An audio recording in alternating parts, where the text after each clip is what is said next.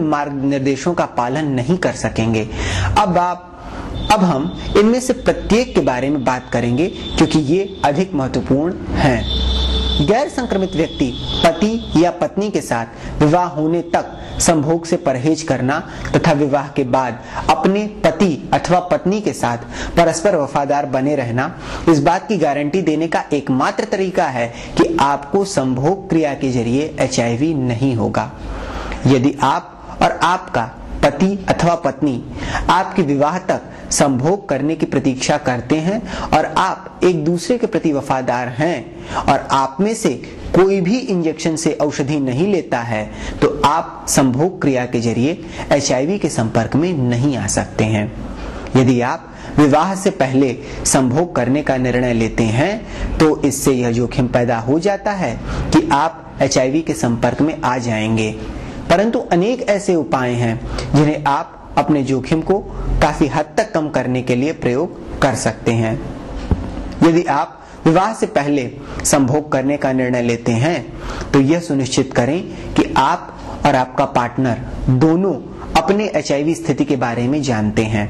यह मानकर न चलें कि आपको HIV नहीं है तथा आपके पार्टनर को भी HIV नहीं है। कोई भी व्यक्ति जो सेक्स में सक्रिय है HIV के संपर्क में आ सकता है। एक सरल शीघ्र रक्त परीक्षण अथवा मुंह की लार का नमूना जिसमें वे आपके मुंह के अंदर का स्वाब लेते हैं से पता चल सकता है कि आप HIV पॉजिटिव हैं अथवा नहीं। अधिकांश देशों में यह परीक्षण निःशुल्क उपलब्ध है। आपको तथा आपके पार्टनर दोनों को अपनी HIV स्थिति जाननी चाहिए।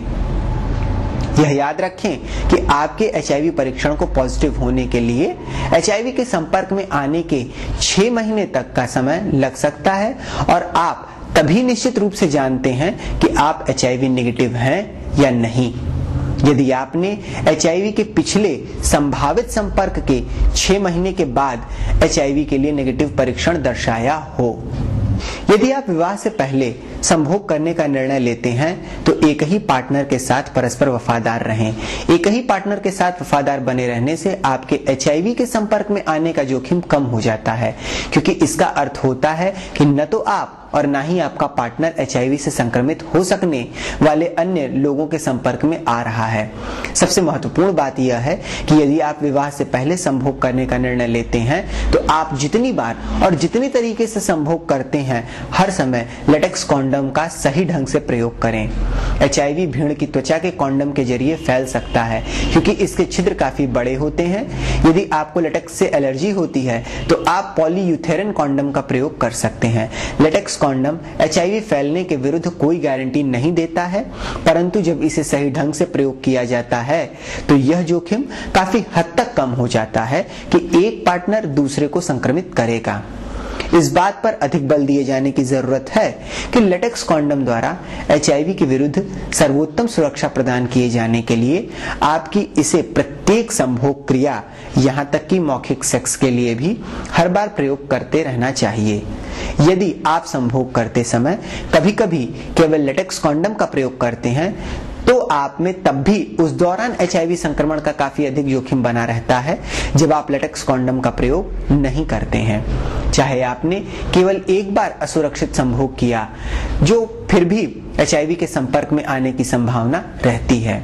अतः यदि आप सेक्स में सक्रिय हैं तो यह सुनिश्चित करें कि आप हर बार लेटेक्स कॉन्डम का प्रयोग करते हैं।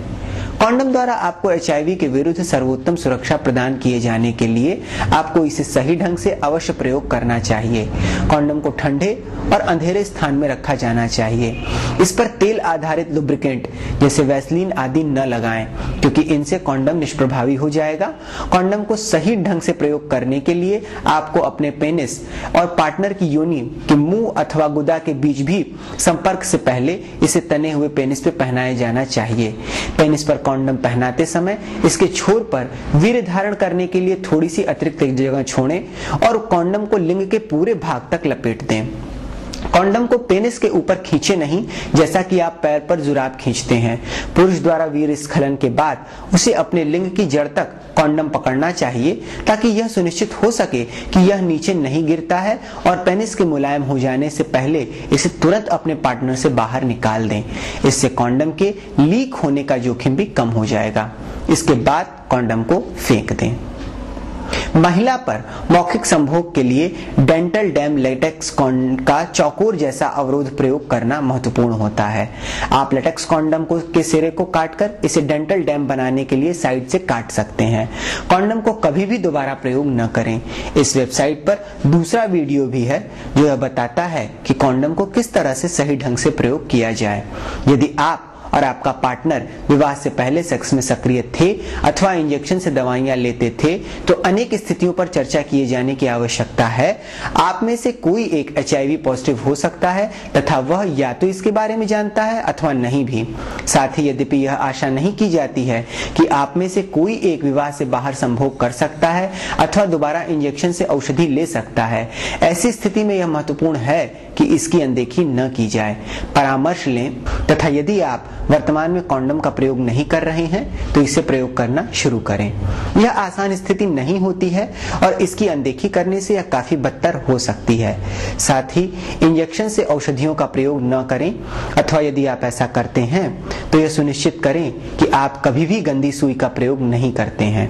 आप नई, स्वच्छ, अप्रयुक्त, जीवाणु रहित सुई जिसे आपने सीधे इसके पैकेज से निकाला है से HIV संक्रमित नहीं हो सकते हैं।